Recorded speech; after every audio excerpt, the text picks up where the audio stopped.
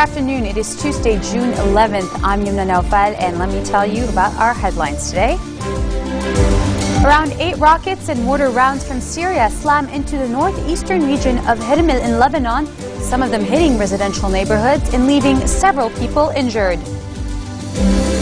Twin suicide attackers target a police station in central Damascus, killing at least 14 and wounding more than 30, according to state television. And Turkish Prime Minister Recep Tayyip Erdogan says 3 protesters and 1 police officer have been killed in nearly 2 weeks of nationwide unrest against his Islamic-rooted government. Around 8 rockets and mortar rounds from Syria slammed into the northeastern region of Hermel, some of them hitting residential neighborhoods and leaving several people injured. One of the rockets landed in an agriculture field in the Dawra area, igniting a fire, according to the state-run national news agency. Al Jadid TV said 4 people were slightly injured in the attack. Now, over the past week, Syrian rebels have fired dozens of rockets on Hermel and the Hezbollah stronghold of Baalbek. President Michel Sleiman met Hezbollah MP Mohammed Raad at his Babda Palace a day after the Lebanese leader urged Iran and the resistance group to assist in an investigation probing the weekend killing of a protester outside Tehran's mission in Beirut. Hezbollah supporters wearing black shirts with yellow armbands beat and shot at the protesters from the Lebanese Option Party almost immediately after they got off a bus near Tehran's embassy in Bir Hassan. Sleiman also met Monday with Iranian ambassador to Lebanon, Ghazanfar Roknabadi, and the two discussed the incident that led to Salman's death. Tuesday's meeting at Babda Palace also comes a day after the Gulf Cooperation Council vowed to take measures against Hezbollah loyalists' residencies, as well as against their financial and trade transactions. The GCC countries urged Beirut to shoulder its responsibilities regarding Hezbollah's behavior and its illegal and inhumane practices in Syria and the region. The March 14 alliance agreed on several stances to confront the deep national crisis amid Hezbollah's recent endeavors that threaten the state, constitution and law. Well, according to An-Nahar newspaper, a meeting for the coalition's leadership tackled on Monday night that required steps to rectify the situation in the country that reached serious levels and is endangering Lebanon, according to them. Sources close to the alliance told the newspaper that the attendees addressed the latest security, political and economy situations amid Hezbollah's practices that they say threaten the existence of the state, the constitution and the law. According to the newspaper, the March 14 camp will submit a memo to President Sleiman, the Arab League Secretary General Nabil Al-Arabi and UN Chief Ban Ki-moon. The memo is expected to tackle the negative impact imposed on Lebanon by Hezbollah's intervention in Syria. Syria's army launched multiple attacks on rebel positions in the northern province of Aleppo, including insurgent-held areas of a key airbase. Syrian government forces shelled parts of the Mining military airbase a day after rebels seized its strategic radar tower, months into a battle for the site in northern Syria. The Syrian Observatory for Human Rights said other areas of Aleppo came under fire 2 days after pro-regime media said the army would launch a campaign within hours or days to retake insurgent-held areas of the province. Regime forces also shelled the opposition-controlled villages of Deir Hafir and El-Bab, while the army used rocket fire to hit the insurgent stronghold of Maria. The violence came almost a week after troops loyal to President Bashar al-Assad, aided by fighters from Hezbollah, seized the strategic town of Qusayr from the rebels. And still in Syria, twin suicide attackers targeted a police station in central Damascus, killing at least 14 and wounding more than 30, according to state television. The Syrian Observatory for Human Rights also reported the blasts, but put the toll higher at 15. One of the blasts was caused by a suicide bomb attacker who blew himself up inside the police station, according to the Britain-based monitoring group. A second explosion took place just outside the police station, the group said, without elaborating on the nature of that blast. The number of casualties is expected to rise because several of the wounded are in critical condition, added the observatory, which relies on a network of activists, doctors and lawyers for its reports. Areas of central Damascus have suffered frequent bomb attacks through the course of Syria's 26-month war. Most attacks have subsequently been claimed by the jihadist Al-Nusra Front. And U.S. President Barack Obama will consider a wide range of options on Syria during meetings at the White House this week, according to a State Department spokesman who said she was expressing concern over a worsening situation in Syria. The White House meetings, including U.S. Secretary of State John Kerry, could decide on whether to arm the Syrian rebels. The Obama administration has said that the only options excluded from consideration is the deployment of American troops in Syria. At the president's direction, his national security team continues to consider all possible options that would accomplish our objective of helping the Syrian opposition serve the essential needs of the Syrian people and hasten a political transition, which we talk quite a bit about. And a wider range of options have been prepared for the president's consideration, and internal meetings to discuss the situation, which of course are routine, which are ongoing throughout last week, weeks ahead, of course. So in terms of what they'll be, I don't want to get out, I have nothing to announce for you. But we continue to look for ways, the president continues to look for ways to help the opposition and increase aid, as we've talked about, and something we're encouraging our allies around the world to do as well. I can say that we do share, of course, the opposition's deep concerns over the ground situation in Syria. Just this past weekend, there was an abhorrent massacre of at least 100 people fleeing Qusair, including civilians. Its heavy shelling and clashes in the north, especially in the Aleppo suburbs, and the intense preparations for a siege on the city of Aleppo only reaffirms the urgent need for the international community to focus its efforts on doing all we can do to support the opposition as it works to change the balance on the ground. Coming up next, Hillary Clinton makes her Twitter debut, poking fun at her own image and fueling speculation about what the future holds. Stay with us. We'll be right back.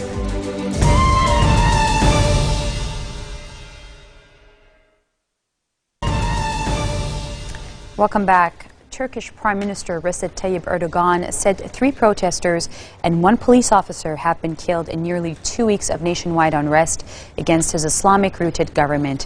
He said that he had no more tolerance for the mass anti-government demonstrations that have engulfed the country as police clashed with demonstrators in Istanbul on a 12th day of unrest. Meanwhile, riot police re-entered Istanbul's protest square, sending demonstrators scrambling with tear gas and water cannon in a fresh escalation of unrest after Erdogan said he would meet with protest leaders tomorrow. Hundreds of police officers bagged by armored cars moved into on Taksim Square in the early morning in their first return to the site after pulling out on June 1st, saying they wanted to remove makeshift barricades erected by protesters and clear the area of flags and banners. Iran has ordered that Syria provide Hezbollah with advanced weapons, and Israel will do all in its power to stop this transfer of weapons.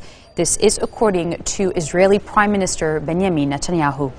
According to the PM, Syria is in the midst of a long process of breaking apart that is seeping into Israel. In fact, Iran is propping up Assad's regime, and it is they who have instructed Hezbollah to enter active combat in Syria. Iran is providing Assad with the money, the resources, and advisors. And for 40 years, the Syrian border had been peaceful, but this might be changing before our very eyes, Netanyahu said. He asked the members of the Knesset not to leak to the press his comments regarding the arrangements that were reached with respect to the transfer of the S-300 missile systems from Russia to Syria, according to Israel's Haaretz newspaper. Egypt's president has warned Ethiopia that all options are open in dealing with its construction of a Nile dam that threatens to leave Egypt with a dangerous water shortage. Speaking in a live televised speech before hundreds of supporters, Mohamed Morsi said Egypt was not calling for war, but it is willing to confront any threats to its water security. Ethiopia's $4.2 billion hydroelectric dam, which would be Africa's largest, challenges a colonial area agreement that had given Egypt and Sudan the lion's share of rights to Nile water. Experts estimate that Egypt could lose as much as 20% of its Nile water in the 3 to 5 years needed for Ethiopia to fill a massive reservoir. Morsi's speech reflected the importance of the Nile River to Egypt. It provides almost all of the fresh water to a country that is otherwise largely parched desert. And Britain has denied claims that its security agencies had been circumventing UK law by using information gathered on British citizens by PRISM, a secret US eavesdropping program. Foreign Secretary William Hague told Parliament Britain's spies acted within the law following revelations the intelligence agencies had received data collected secretly by the US from the world's biggest internet companies. The government deplores the leaking of any classified information wherever it occurs. Such leaks can make the work of maintaining the security of our own country and that of our allies more difficult. It has been suggested that GCHQ uses our partnership with the United States to get around UK law, obtaining information that they cannot legally obtain in the United Kingdom. I wish to be absolutely clear that this accusation is baseless. Any data obtained by us from the United States involving UK nationals is subject to proper UK statutory controls and safeguards, including the relevant sections of the Intelligence Services Act, the Human Rights Act, and the Regulation of Investigatory Powers Act. Now for world headlines around the world in brief.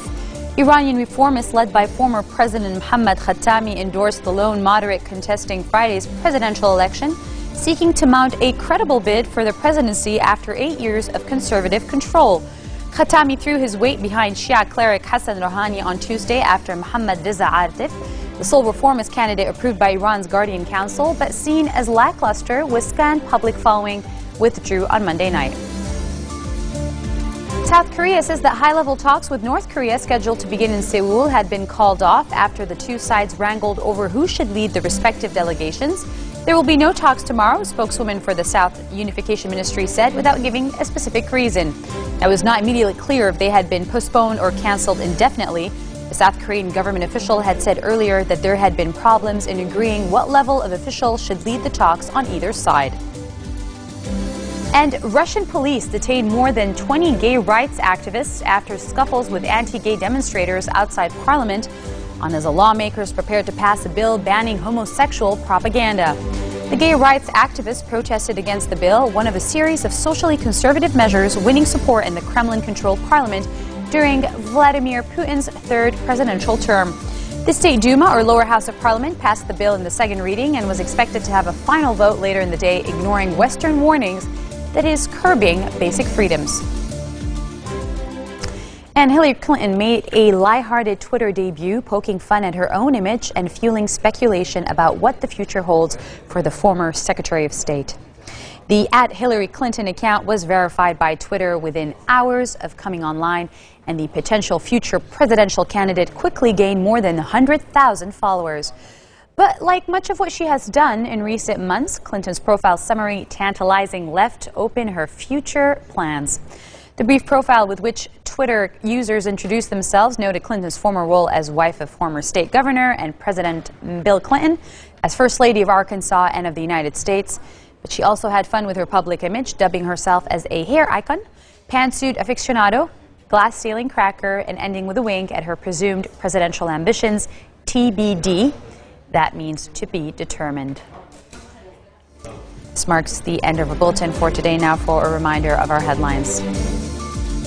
Around 8 rockets and mortar rounds from Syria slammed into the northeastern region of Idlib, some of them hitting residential neighborhoods and leaving several people injured. Twin suicide attackers target a police station in central Damascus, killing at least 14 people and wounding more than 30, according to state television. And Turkish Prime Minister Recep Tayyip Erdogan says 3 protesters and 1 police officer have been killed in nearly 2 weeks of nationwide unrest against his Islamic-rooted government. Those are your headlines for this Tuesday. Make sure you tune in tomorrow. We have a special interview with the EU representative to Lebanon, Angelina Airhorse, right here on Future Television.